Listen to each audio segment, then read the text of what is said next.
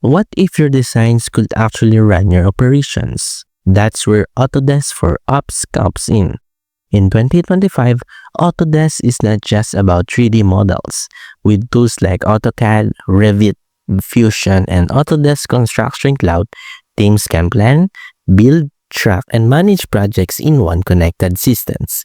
It links design, engineering, and operations so nothing gets lost between teams. The real power is visibility. You can monitor costs, timelines, assets, and performance from the same place your designs live. But it's not for everyone. There's a learning curve, and it shines most for construction, manufacturing, and infrastructure teams, not casual users.